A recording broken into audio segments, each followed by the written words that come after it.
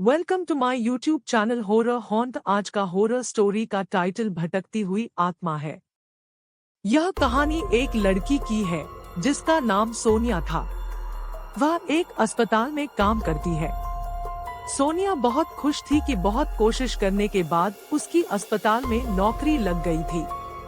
उसे लग रहा था कि वह अस्पताल में बच्चों के साथ समय बिताने वाली सहायक नर्स की पोस्ट पर है, लेकिन उसे इस बात का नहीं पता था कि उसे एक बहुत ही खतरनाक काम मिला था।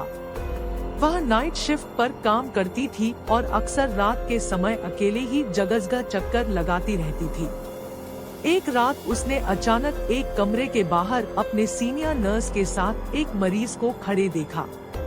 तो सोनिया अपने सीनियर नर्स के पास चली गई और उससे पूछा कि ये मरीज आपसे क्या बातें कर रहा था। सीनियर नर्स ने सोनिया को बताया कि वह मरीज एक अजीब घटना के बारे में बता रहा था। उन्होंने सोनिया को बताया कि उस मरीज को रोज रात को एक लड़की दिखती है और उससे बात करती है। उस मरीज ने सीनियर नर्स से उस लड़की के बारे में बताते हुए कहा कि वह बहुत ही अजीब थी। उसके आंखें जली हुई थी और उसके हाथ बहुत ही काले थे। सोनिया को इस बात को सुनकर बड़ा आश्चर्य हुआ और सोचा कि शायद यह मरीज पागल हो गया है या फिर उसे भ्रम हो रहा है। रात के करीब 11:30 बजे सोनिया अपनी नॉर्मल चेकअप के लिए वहीं जाती है जहां वह मरीज था। वह उस कमरे के बाहर खड़ी होती है और उसे लगता है कि उसे कोई देख रहा है। उसे अनुभव होता है कि उसके ऊपर कुछ ठंडा हवा का झोंका चला आ रहा है जो उसके हाथों को छूता है। उसे लगता है कि अब वह बेहोश होने वाली है, लेकिन फिर वह अपने आप को संभाल लेती है। फिर थोड़ी देर बाद उस कमरे की खिड़की से एक लड़की आते हुए दिखाई देती है, जो सीधे उसे ही देखती हुई उसकी तरफ आ रही थी। सोनिया उसको देखकर एकदम से घबरा जाती है। वह लड़की बहुत ही अजीब और डरावनी दिख रही थी।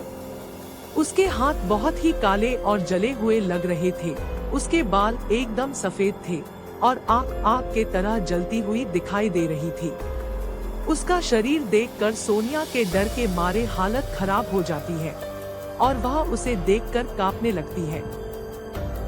वो मन ही मन में सोचती है कि आज तो मैं नहीं बचूंगी, ये चुड़ैल मुझे नहीं छोड़ेगी, अब ये मुझे जान से मार देगी। फिर सोनिया उसके सामने हाथ जोड़कर बोलती है, देखो मुझे मत मारो, छोड़ दो मुझे, आज के बाद मैं इस अस्पताल में कभी नहीं आऊंगी, मुझे माफ कर दो प्लीज। ऐसा बोलते हुए वहाँ से भागने की कोशिश करती है, लेकिन वो लड़की वहाँ से सोनिया को भागने नहीं देती है, बल्कि और उसके नजदीक आने लगती है। फिर वो लड़की धीरे धीरे सोनिया के तरफ आगे बढ़ती है और जैसे ही उसके करीब आती है तो वह और अजीब दिखने लगती है। अब सोनिया के पास वहां से भागने का कोई उपाय नहीं सूझता है, इसलिए वह उस कमरे के एक कोने में चली जाती है और वहां अपनी आंखें बंद करके खड़ी हो जाती है। फिर उस चुड़ैल ने सोनिया के नजदीक आकर कहा, मुझे बचाओ। इतना बोलकर वह कमरे से बाहर चली जाती है। सोनिया अब थोड़ा शांत होती है और सोचने लगती है कि इस लड़की ने ऐसा क्यों कहा, मुझे बचाओ। इस घटना के बारे में वो अपने स्टाफ को बताती है, पर उसकी बात पे कोई भरोसा नहीं करता। अगले दिन वो लड़की फिर से सोनिया को दिखाई देती है और उससे बोलती है, मुझे बचाओ। इस पर सोनिया उस चुड़ैल से बोलती है, आखिर तुम्हें क्या परेशानी है, मुझे बताओ, मैं तुम्हारी मदद करूँगी। फिर वह भूतनी सोनिया से कहती है, कई साल पहले मैं भी इसी हॉस्पिटल में नर्स थी। एक रात मैं यहाँ सारे मरीजों को देखने के बाद मैं एक कमरे में आराम करने के लिए चली गई।